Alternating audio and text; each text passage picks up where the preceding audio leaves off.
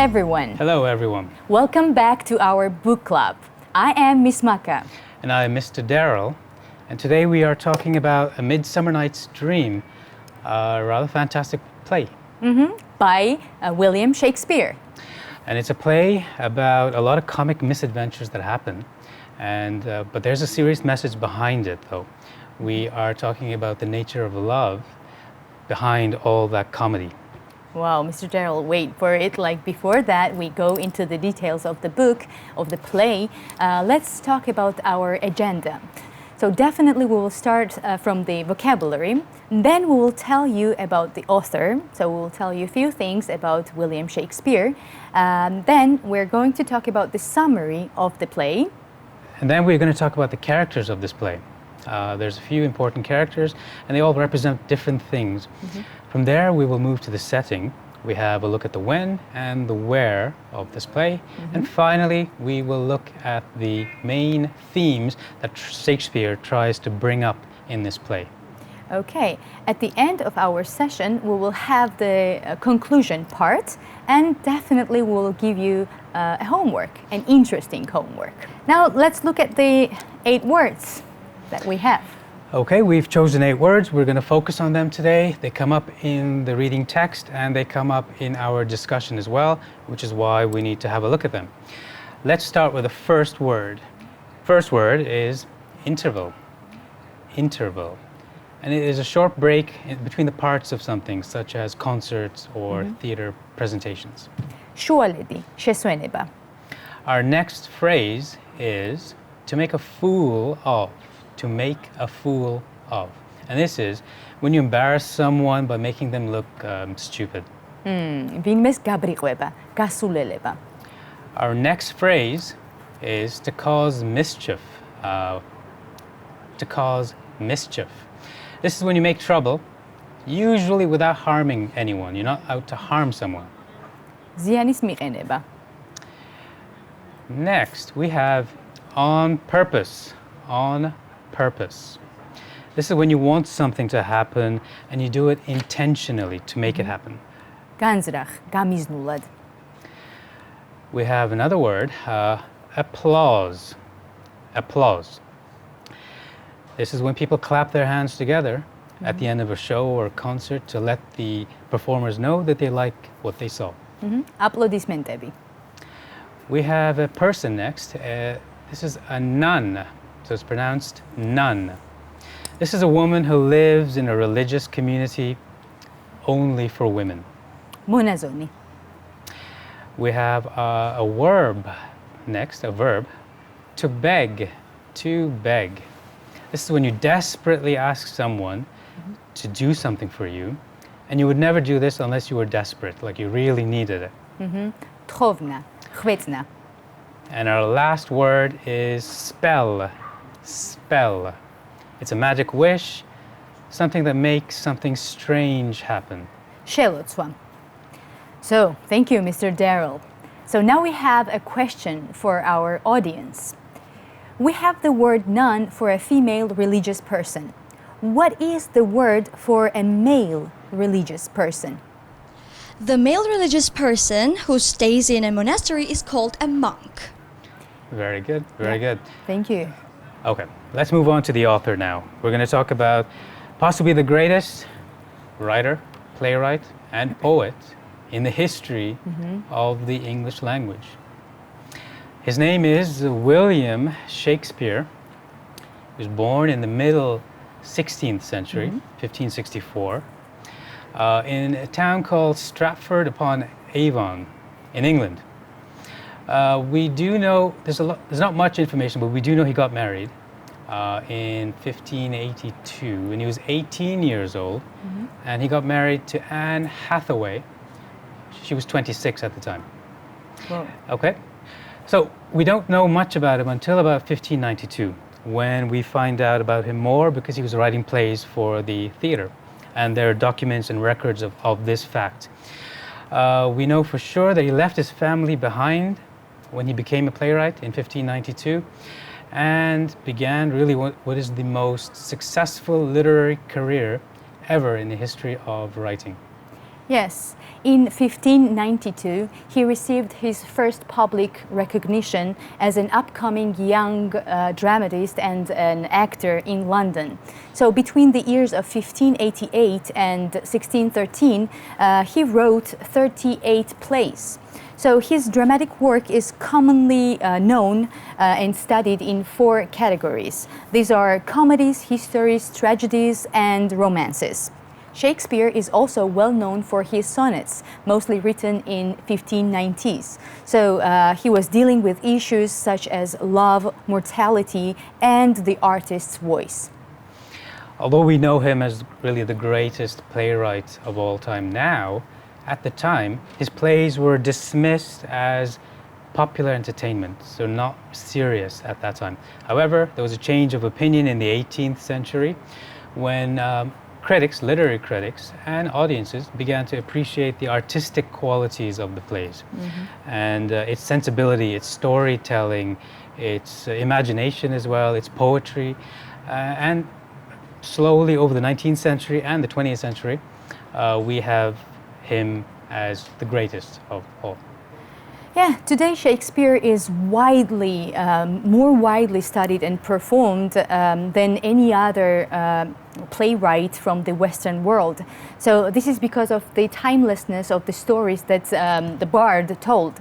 Oh, actually, as I mentioned Bard, we should definitely say that Bard was Shakespeare's nickname.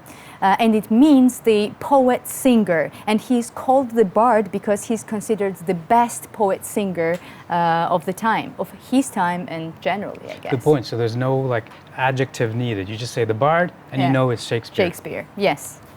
Okay, well, Ms. Maka, I think we should ask a question to our fine audience Of course. today. Yes, definitely. Our first question is, based on our author information, why do you think Shakespeare was not successful or as popular before the 18th century? I think that before 18th century, his plays were usually dismissed because people could not take them seriously. Very good. Okay, maybe because there were some comic characters or something? Maybe he was so far ahead of his time that people couldn't understand the artistic qualities of what they were seeing. Yeah, thank you very much. Yeah, I agree with you. Yeah? Excellent. Okay, now let's move on to our summary section. It is a complicated love story with love triangles and multiple pairs. So Theseus, Duke of Athens, he's going to marry Hippolyta, the Amazon queen. Meanwhile, 2 lovers, Hermia and Lysander, seek refuge in the forest near Athens, where when Hermia's father demands that she marries Demetrius, she should marry Demetrius. Well, this is where all of the complicated love triangles and plots start to begin. So Hermia is in love with Lysander, and she resists her father's demand to marry Demetrius. Helena, Hermia's best friend, meanwhile, is in love with Demetrius, who broke up with her to go after Hermia. The forest also happens to be filled with fairies and elves, all of whom have come for the wedding of the Duke. We have Oberon, the king of the fairies, who's fighting with the queen of the fairies, Titania, and bids his mischievous little magical servant, Puck, his name's Puck, to drop magic juice into the eyes of Titania to punish her for disobeying him earlier in the story. So what this does is that when the juice is put into her eyes, when she wakes up from a sleep, she will fall in love with whoever she sees first. Wow, that's a dangerous liquid, I would say. He also tells Puck to put this love juice into Demetrius' eyes so that his previous affection for Helena is restored. But you know, Puck makes a mistake and he accidentally or on purpose, like this is up to the reader, puts the love juice to Lysander. So when he wakes up, he sees Helena, so he is hopelessly in love with Helena from now on. So we can see that now both young men, Lysander and Demetrius, are both in love with Helena, and they both deserted this poor Hermia. But actually this fact didn't really make Helena happier because she comes to the conclusion that everyone around her is making fun of her. Yeah. Now there's another subplot in the play that we haven't mentioned yet, but I will mention just quickly now. There's a group of common sort of village type folk who are rehearsing a play in the forest for the Duke's wedding.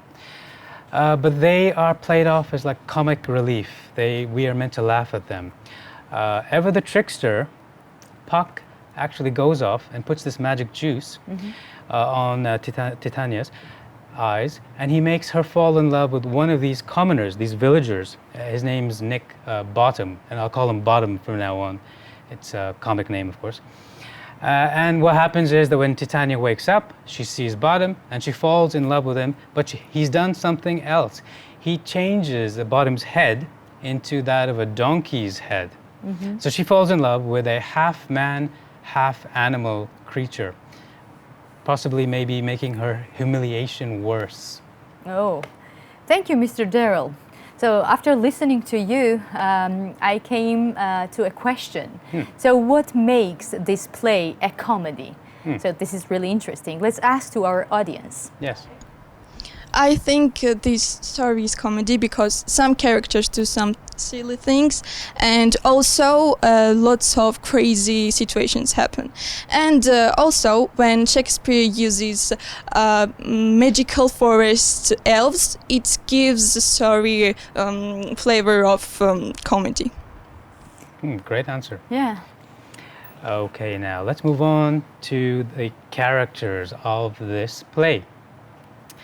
We have a few that we've selected, as you can see, and we will look at them one by one. Let's start with Hermia. Critics often recognize the similarity between Hermia and Helena because both represent the difficulties of young love, basically. The interactions emphasize the importance of female friendship between them, and gender expectations that are acting on them from outside, which make their lives more difficult. Her father insists that she marries Demetrius, the man that he prefers she marry, rather than Lysander, the man that she loves. Her choice conflicts with her father's will, basically, emphasizing that a young girl in this time didn't really have power to go against the will of her father, which was kind of like the will of law for her. Yes, our next character, as you mentioned, a little similar to Hermia, is Helena. So she is obsessed with Demetrius, although she knows that she is making a fool of her by pursuing him, Demetrius. Helena cannot really stop the chase. She reminds us that love is blind, okay, and declaring that she is as beautiful as Hermia. So there is no logical explanation for Demetrius' sudden shift of his attention to Hermia. It shows the theme of how the men who are very free to show their affection to the women they like, they are free, while women tend to be a bit quiet, and they are secretly attracted by the men, maybe, but they don't really declare of their affection. So instead, they had to passively wait for the men of their dreams to notice them. The play suggests that women should become more active. Notice that in the end, Helena, who has actively pursued Demetrius, actually is rewarded and finally gets the attention of Demetrius. Very good point. That's a good observation, Ms. Maka. And actually for that time, I think it should be very new for the public, what Shakespeare wanted to say to women. Possibly a little shocking as well. Yes. Maybe. Let's move on to the next character, and his name is Bottom, which is a funny word. He's a simple commoner. He's a bit of a village fool. You can think of him that way. His role in the play involves much singing, dancing, and laughter with his friends. And as the audience realizes, his confidence in himself is misplaced. He's little more than a swaggering fool, like a man who just kind of pushes himself around and thinks very highly of himself, but really doesn't have much behind that. Indeed, he becomes a donkey, literally, because of the magic of Puck. Now, he's a traditional Shakespearean clown. He also draws the audience's attention to certain deep themes by his foolishness. So he makes the relationship between reality and imagination clearer, which we'll talk about later. But his role as a fool is to make that even more clearer for the audience. So he's not completely useless to the play. In short, Bottom is interesting in his own way, in his own kind of fashion. He's always ready to be surprised. He always accepts the wonders of the world. He's amazed by many things that happen in the play. And his foolishness comes from the fact that he believes that his audience will equally be ready to believe the things that he believes. So he thinks that everyone is foolish like him. Okay, thank you very much. Our next character, Puck, is the cause of all the complicated situations in this play. Although he's more mischievous than malevolent, Puck reminds us that the fairy world is not all goodness and generosity. So we should mention that Puck is a powerful supernatural creature. Unlike Oberon, who actually genuinely wants to create human happiness, Puck seems indifferent to human sufferings. When he has accidentally caused both young men, Lysander and Demetrius, to fall in love with the same lady, Puck enjoys the pleasure their folly brings him. Puck makes us aware of the darker side of life, the underworld realm of shadows and magic and death itself. Let's move from Puck now to Oberon, the king of the elves. Although he's more powerful than Puck, he has less maybe interesting role that Puck does. Oberon has basically two sides to him. He, on the one hand, he ensures that the proper end comes to the story, so that the proper lovers are back together with the correct people and confusion is taken away.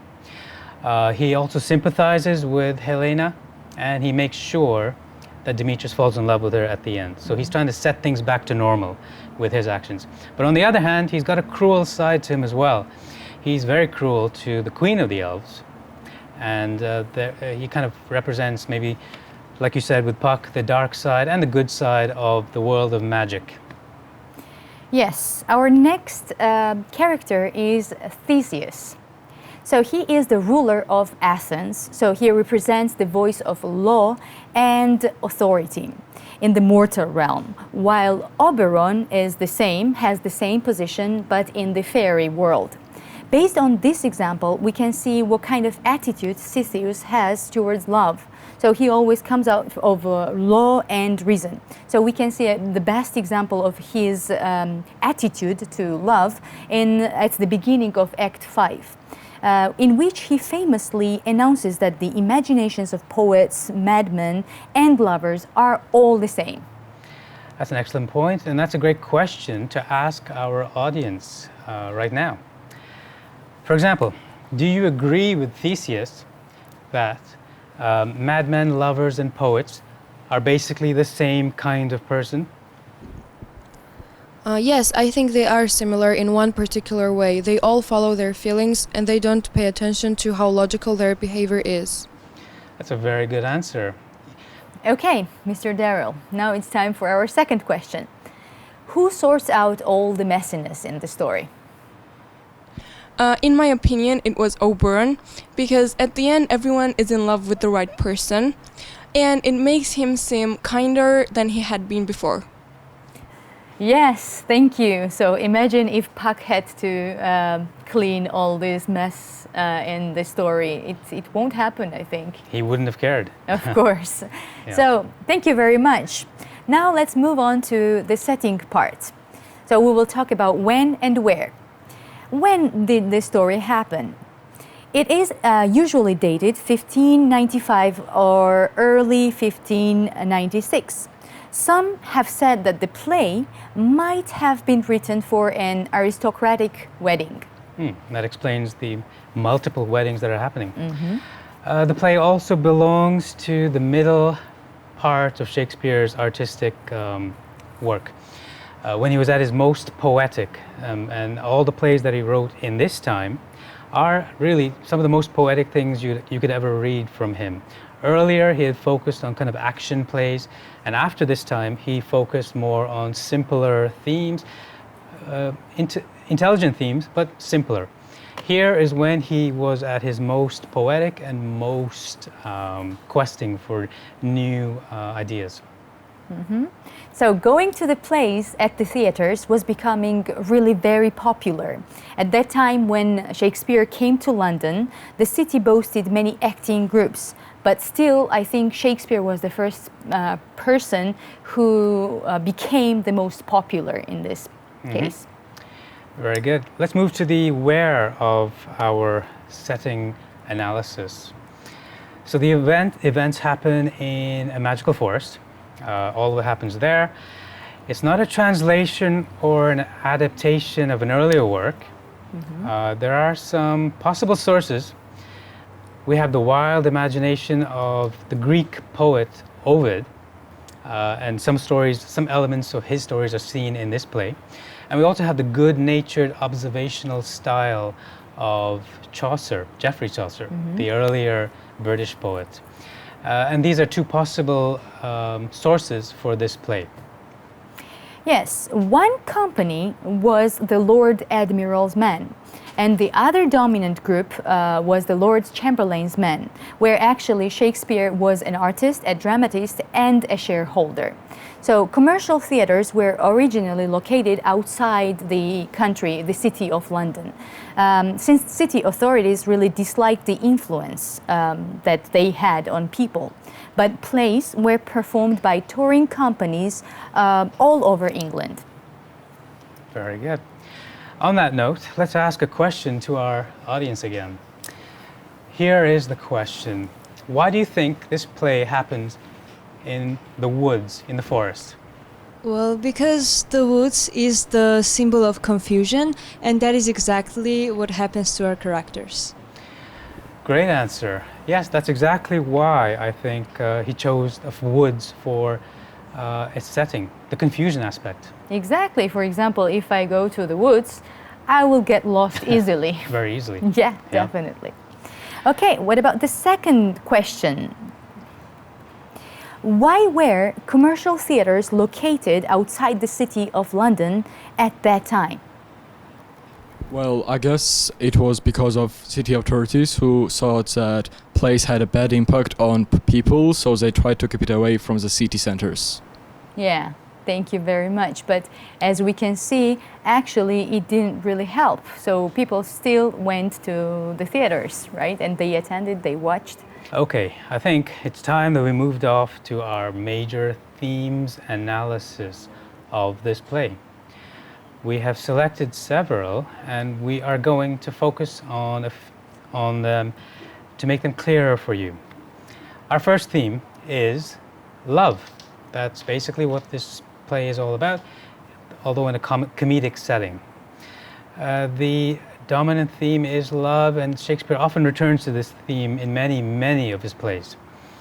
Shakespeare, in this play, tends to explore how people fall in love with those who appear beautiful on the outside, but perhaps are different on the inside. And we tend to fall in love with people initially because we find them beautiful, and then later on, when they change, our emotions as well change. This attraction to beauty might appear to be love at its most intense, but one of the ideas of the play is that real love is often more than just the physical attractions between people. Of course, definitely. But at one level, the story of four young Athenians asserts that although the course of true love never did run smooth, it definitely has a very happy ending, and it brings harmony and happiness.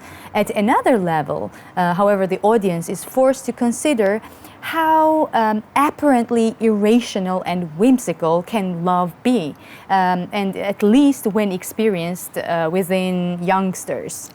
Yeah, young love can be very complicated. Yeah. Let's move on to our next theme now, and that is appearance versus the reality of a thing. Shakespeare also comes back to this quite often in many, many plays. So these are core Shakespearean themes, basically, that you're getting here. Much of the play takes place at night, as you know, and what do we do at night? We dream. And this is nothing but a huge kind of fantastical dream that Shakespeare spells out for us. Now, dreams are not real, even though it seems so at the time when you are dreaming them. When you're in them, they do seem real. And Shakespeare is basically trying his best to create that dream-like effect in the play, which is why we have lots of magical creatures and a lot of things that happen. Yes, and Shakespeare seems to be saying that we all know that the play is not real, but you're still sitting and believing it. So that is a kind of magic too. This is how powerful art is. Let's move on to our final and last main theme of the day. That is the question of order versus disorder, so confusion, basically order versus confusion.